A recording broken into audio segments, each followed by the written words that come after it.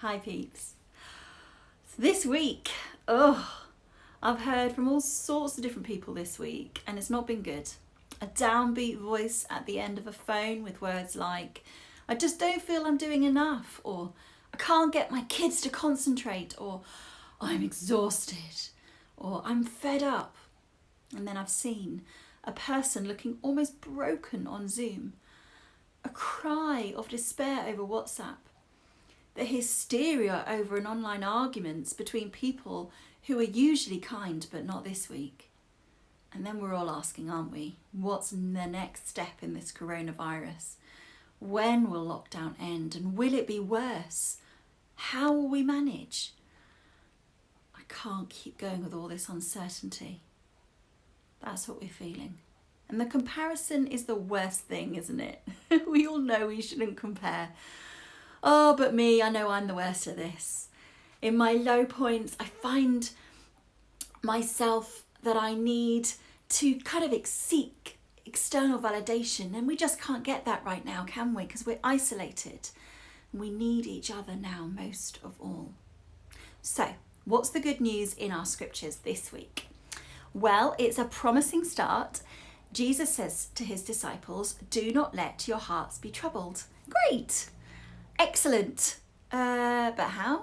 Then my eyes read ahead and then my heart sinks as it's that most famous verse from scripture.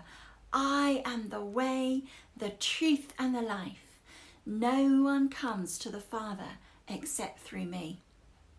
A text that is cherished by many Christians, but for me and for many, it's really exclusionary. It's that bit that feels like it's been weaponized by so many people who've said to people like me and others, you've got to believe in Jesus or else you won't get into heaven. It's like Jesus becomes this gatekeeper who shuts people out, or like a ladder leading people up to heaven. And if you don't do Jesus, then you don't know God, because Jesus is the way to God, the only way up. And you know what? I recoil at this. It makes me shudder. This is what so many people think Christianity is about. And you know what? It is nothing like the God I know. It's nothing like the faith I know.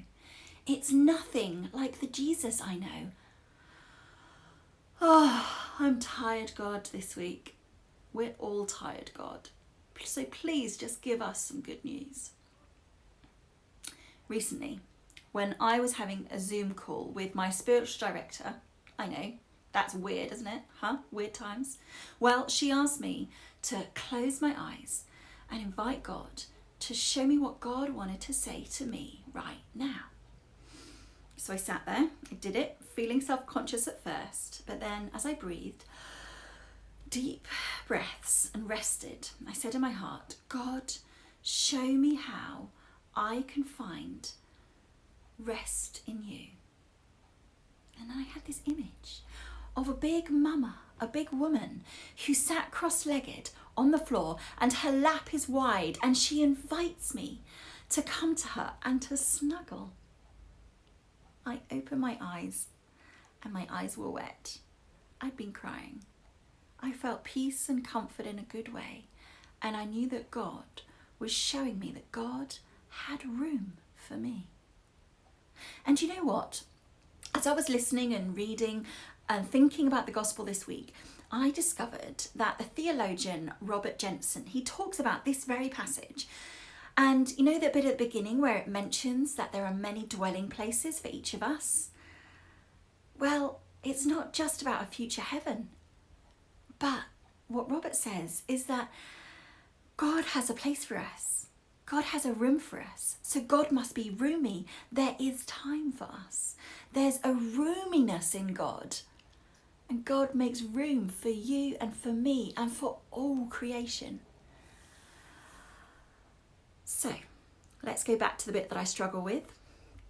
Well, maybe what we've thought about this is all wrong. First of all, those words at the beginning are clear. No one comes to the Father except through me. No one comes to the Father. To the Father. It doesn't say no one comes to God except through me. No, it's about coming to the Father through the one who is the Son, the one who is Jesus. And that makes sense to me. Because how can you ever experience God's love as relational, as a father figure, if you don't see that there is a son? The metaphor of father only works if there's been a son. And you know what? Even more than this, maybe it was never about Jesus being like a ladder to climb up to the one upstairs. Maybe it's never been about that. You know, like if you saw what I was saying last week, our ideas about God are so limited. But maybe in this time we are invited to find God deep down inside, to find a place of rest, a time where we might feel that we're held, where someone has time for us, someone has room for us. Maybe it's through focusing on the living, breathing representation of God, on Jesus Christ, who shows us God's way is his way.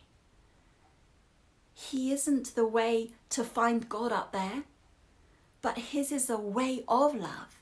His is the way of God. I am the way. I am the truth. I am the life. I am. So if you get a chance this week, I invite you to take a few moments to close your eyes, just like my spiritual director got me to do. Then you may draw close to Jesus. You may just discover the roominess of God. For me, it's God as a big mama whose arms are open wide, offering a wide lap, room for many children, for all people, and a soft bosom to rest their head on. What is God inviting you to discover about where God is and who God is for you? Amen.